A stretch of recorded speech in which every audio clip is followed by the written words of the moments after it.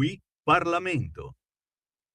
Ha chiesto di parlare il deputato Gianangelo Boff. A lei la parola, prego.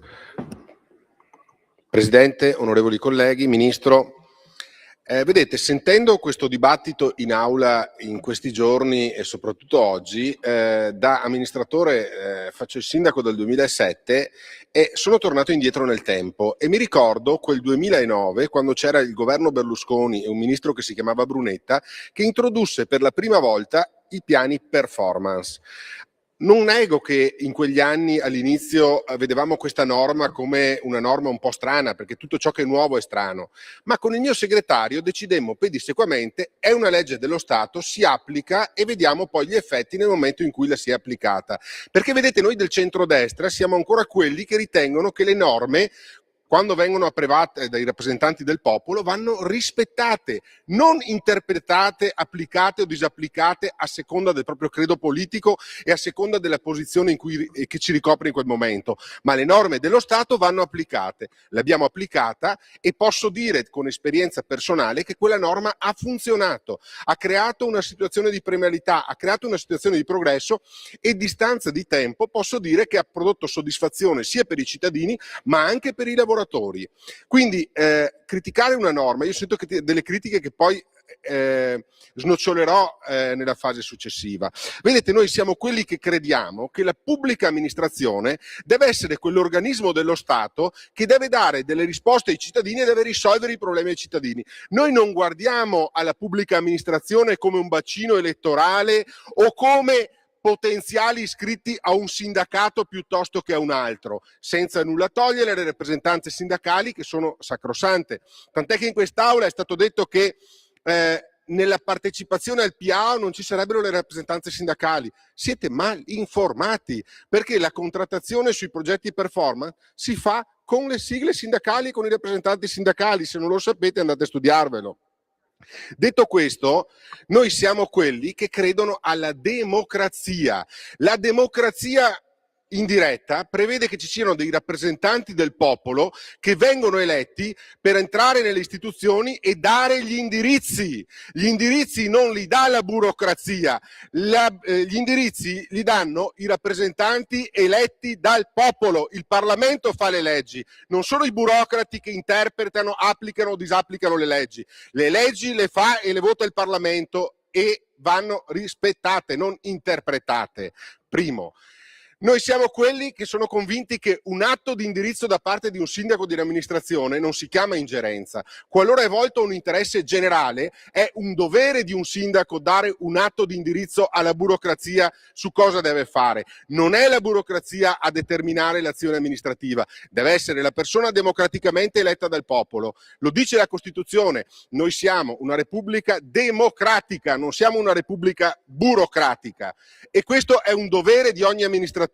Ogni amministratore ha l'obbligo di dare gli indirizzi e quella non è come ingerenza, ma chi ovviamente vuole tutelare quella burocrazia che ovviamente regna sovrana nel nostro paese vorrebbe dire che il sindaco non deve dire nulla, il ministro non deve dire nulla, il presidente del consiglio non deve dare indirizzi, deve lasciare che sia la burocrazia a governare e a determinare le sorti del paese. E poi ovviamente chi è politicamente eletto dai cittadini deve confrontarsi con loro e spiegare cosa viene fatto e cosa non viene fatto. Così non funziona una democrazia. La democrazia rappresentativa prevede che ci sia qualcuno che deve decidere e dare gli indirizzi.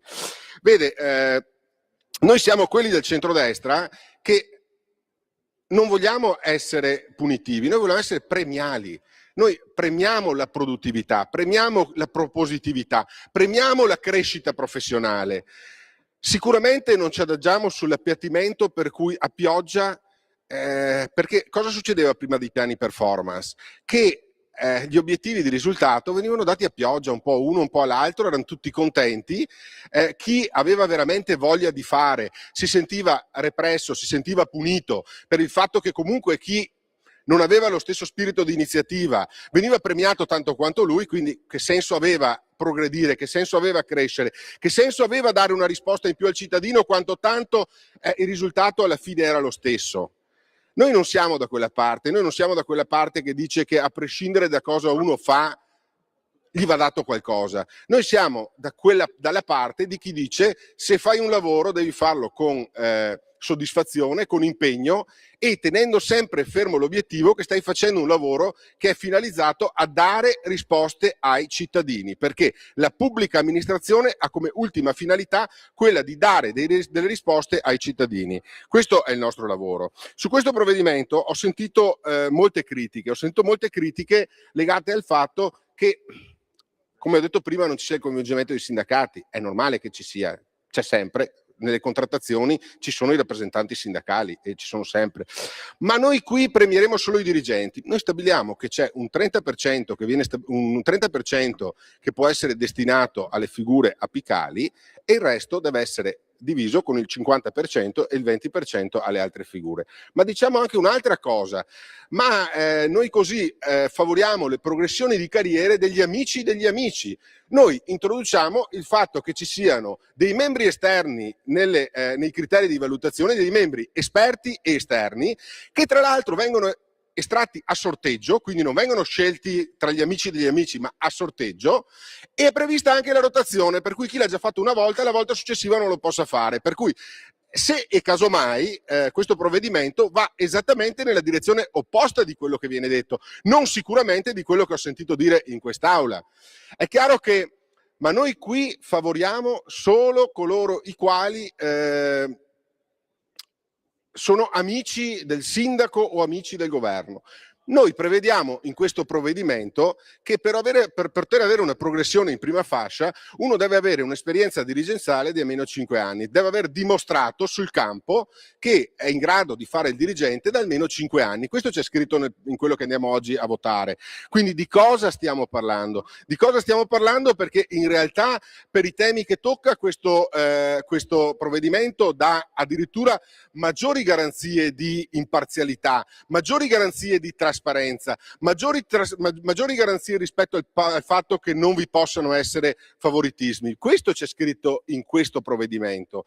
Per chi lo sa leggere, come fu allora con il decreto che io con il mio segretario decidemmo, anziché di interpretare, ma semplicemente di applicare. Se uno vuole applicare quello che c'è scritto in questo decreto c'è scritto questo.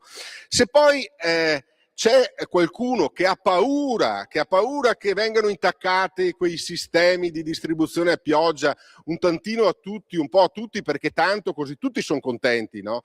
Non funziona così, ma non funziona così nel mondo, non funziona così nelle aziende, anche perché noi non stiamo parlando della retribuzione.